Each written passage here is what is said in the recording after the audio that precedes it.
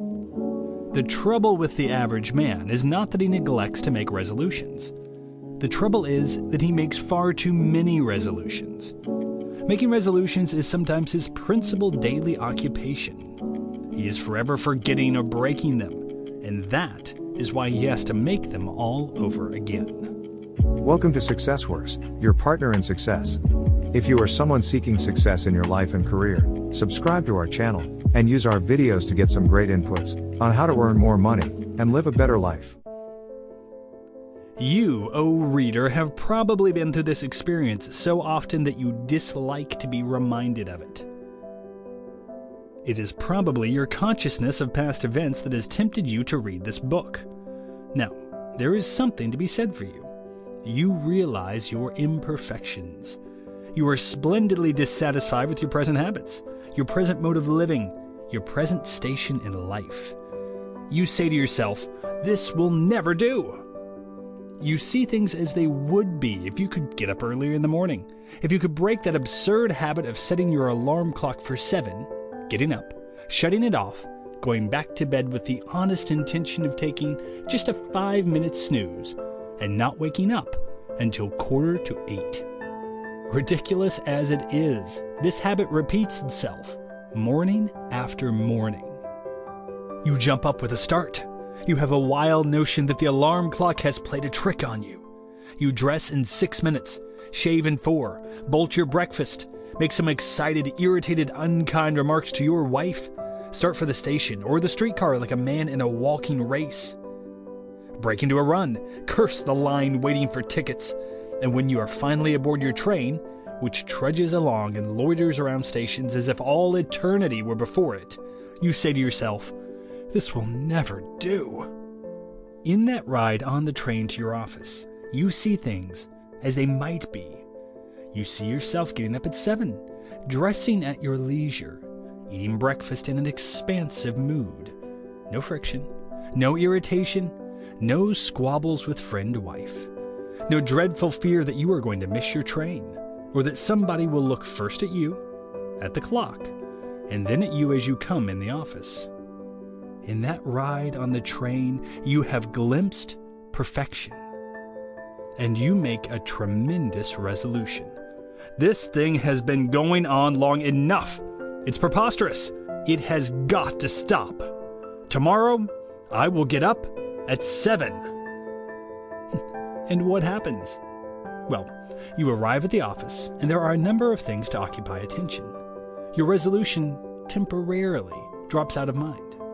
Jones, my chief illustrative standby, wanders in and suggests his little game of poker that night. It is conceivable that you are not ashamed to protest and that you indicate your new desire to keep early hours.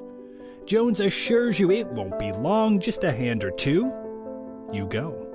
You arrive home at 1:30, having had, in the main, an evening not too stupid, but inwardly grumbling that you got back so late, or that somehow you couldn't have spent 5 hours at Jones's house and still have arrived home 2 hours after you left home.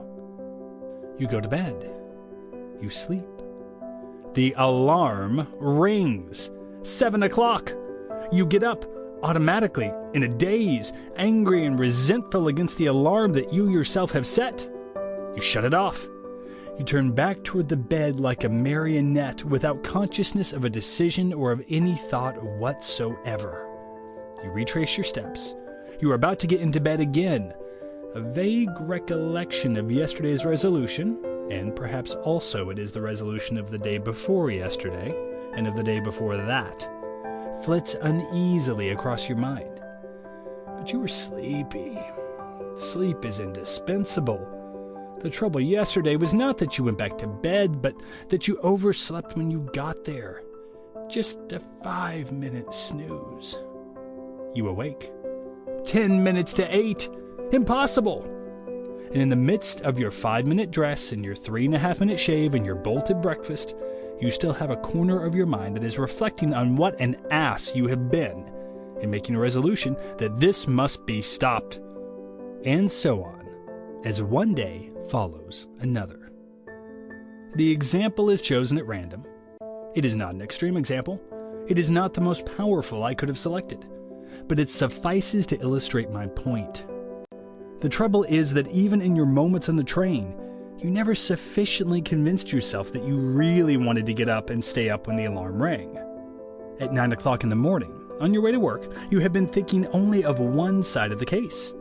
And at 7 o'clock the next morning, you have been thinking only of the other side.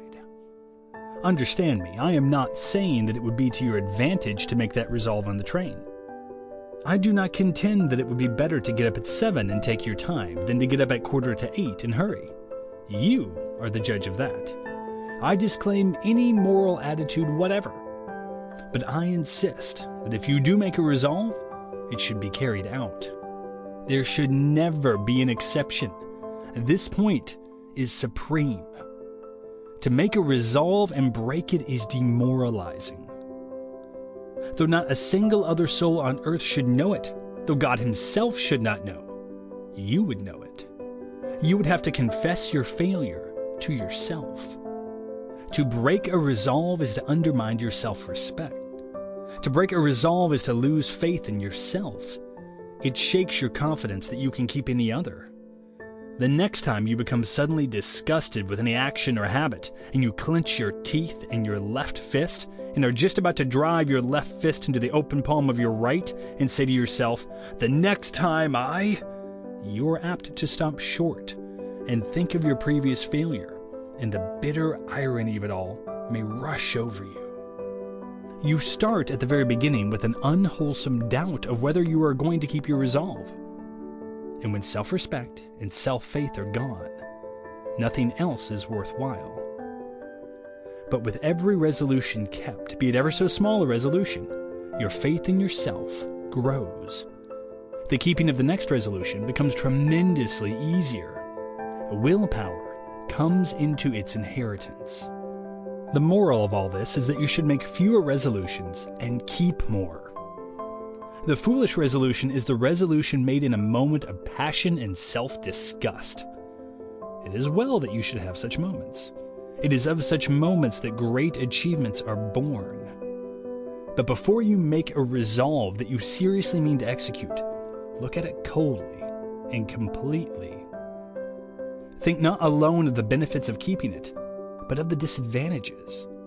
If you have been lying in bed until 7:45, you have not been doing so unless there were some advantages in lying in bed until 7:45. Consider these advantages in the moment of your resolve. Do not pass them over in contempt. Weigh them at their full value. Measure the sacrifice of forsaking them. Balance it against the advantages of getting up promptly at 7. You may decide that getting up promptly at 7 is not worth its price. You may decide to compromise on 7:30, which would allow you half an hour's more sleep and a little more time to dress. Upon what you decide, it is not for me to comment. But your decision should be carried out. No more demoralizing course could be conceived than daily to resolve to arise at 7 and the next day always to wait until 7:45. Such a course comes only because, when you make your resolves, you do not fairly face the price. This rule is so important and has so wide a bearing that we cannot forsake it here. It applies to all our resolves. Let me illustrate with the example that has become the favorite with all writers on the will. I refer to drinking. The lawmakers insist on solving this particular will problem for us, but the constitutional amendment, so far as I am aware, puts no ban on its invaluable use as a literary example. Moreover, I cannot be arrested for pointing out that the actual temptations of drinking are not altogether a thing of the past. You have a drink, then another. Perhaps you have one or two more, though the count becomes rather confusing after a time. The liquor touches the spot, as you say, and for a time it produces a mental and emotional reaction that is highly delightful. But the next morning, your stomach is upset. Your food doesn't taste right. You have a headache. Your mental and physical movements are slow and listless. You get little work done. The color of the universe is drab. You are probably minus a good deal of money. You feel your self-respect slipping. You are losing the respect of your friends. And you resolve that morning, accompanied by the usual terrible knitting of brow and clenching of fist and of teeth, as if that helped. And your resolve that morning, accompanied with the usual terrible knitting of brow and clenching of fist and of teeth, as if that helped, is that these occasions of getting drenched must forever cease, end, terminate. And then what? That acute psychologist William James can tell you much better than I. Quote, "How many excuses does the drunkard find when each new temptation comes? It is a new brand of liquor which the interests of intellectual culture in such matters oblige him to test. Moreover, it is poured out, and it is a sin to waste it. Also, others are drinking, and it would be churlishness to refuse. Or it is but to enable him to sleep, or just to get through this job of work. Or it isn't drinking, it is because he feels so cold. Or it is Christmas Day. Or it is a means of stimulating him to make a more powerful resolution in favor of abstinence than any he has hereto made. Or it is just this once, and one doesn't count, etc., etc. ad libitum. It is, in fact, anything you like except being a drunkard. That is the conception that will not stay before the poor soul's attention. But if he once gets able to pick out that way of conceiving from all the other possible ways of conceiving the various opportunities which occur, if through thick and thin he holds to it, that this is being a drunkard and nothing else, he is not likely to remain one long. The effort by which he succeeds in keeping the right name unwaveringly present to his mind proves to be his saving moral act." End quote. And how is he to get able to pick out that way of conceiving and hold to it? There is only one way. Not in the moment of temptation, but in the moment of his resolve on the morning after. That is the time for him to summon all these excuses before him, to bring up every possible excuse, to think of every conceivable advantage of drinking, and then to ask himself whether they are powerful enough to offset the conception of being a drunkard, or whether the advantages of drinking outweigh its disadvantages.